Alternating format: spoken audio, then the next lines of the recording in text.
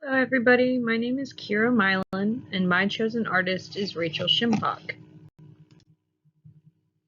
For a quick little bio, you should know that she is from California. Her BFA was received from California State University Long Beach and her MFA was received from San Diego State University. She currently teaches at California State University in Long Beach.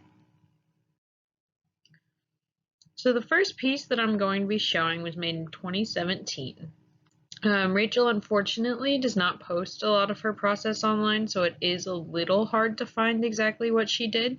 However, through my research, I have found that she prepares and electroplates real food, and then she burns the real food out of the electroplated form using a torch and enamels the pieces so that they look exactly how she wants. I think it's pretty safe to assume that that's what's happening here. Mostly a sculptural form. It's a teapot that is shaped like a baked potato.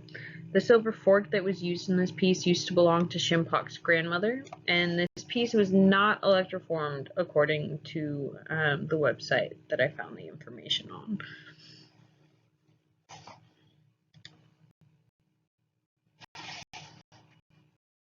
This piece is one that was listed for sale on Rachel's website.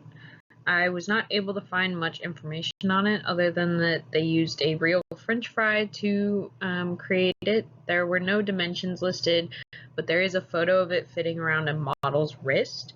This bracelet retails for $170. For this piece, unfortunately, there was not a lot of information anywhere. The next piece in this slide had a bit more information and also uses a chicken wing. I'm assuming that her inspiration came from the same place, which is her grandfather. It did not have any dimensions, but her brooches tend to be a little bit larger from what I've seen. This is the piece that used her grandfather as inspiration. He was the inspiration because apparently he had an amazing chicken recipe. I think that this piece it looks like a chicken wing. It is insane to me that this was made out of metal. So this is probably my favorite piece from all of my research. It follows the same method that I mentioned earlier of electroforming real food. But I really like the way that the stones were used to create a brown, buttery kind of color. It really made me laugh. My favorite part of Rachel's work is the comedy that is present throughout all of her pieces. I really like to play with comedy in my artwork, but I unfortunately have not been very successful with it. These are another object of Rachel's that are listed for sale on her website. They retail for $190 and they're 18 karat gold plated brass. This is the large version. She does have other versions. Apparently all of these are modeled after individual potato chips that she finds, so they should all be individual and look slightly different. This piece is also a retail piece that's for sale on her website. It retails for $375.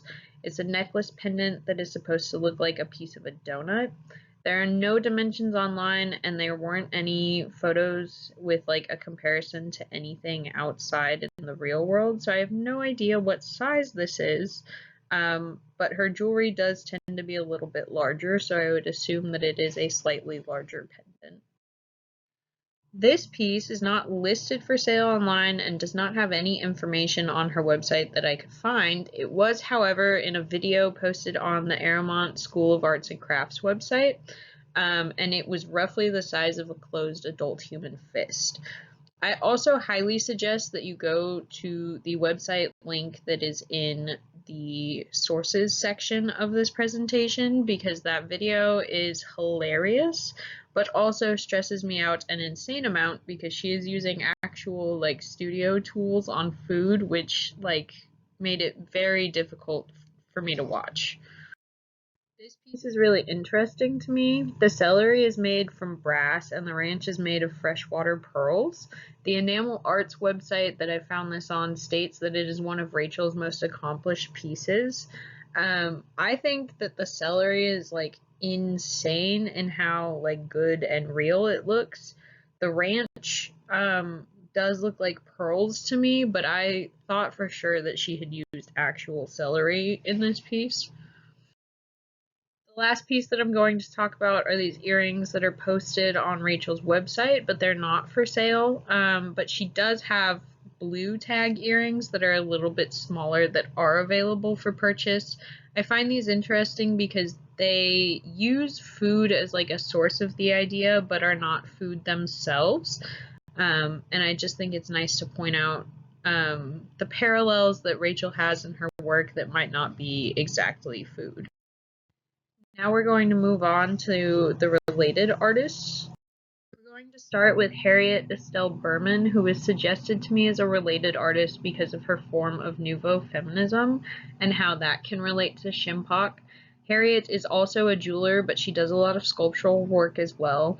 And I think that her jewelry forms can be related because of how large they are in comparison to the person wearing them in all of the photos that she has. But also, I find her sculptural work to be very interesting. The picture on the right is an example of that. It's a scale of how compliant someone is, and it's supposed to be talking about like women's roles within the world in general. And the video that Shimpock posted on the Aramont School of Arts and Crafts website kind of reminds me of that, so there is a parallel there.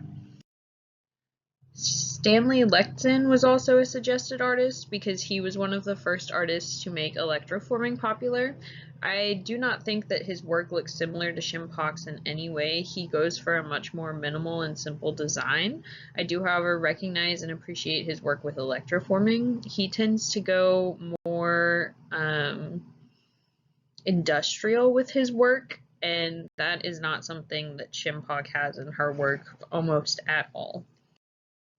Lastly, it was suggested that I look at Eleanor Motley. Her work relates from taking inspiration from the world around her. She tends to follow more inspiration from skylines and buildings than food, and tends to be a little bit more serious in her concept, but she has a very similar creative process to Rachel Shimpock.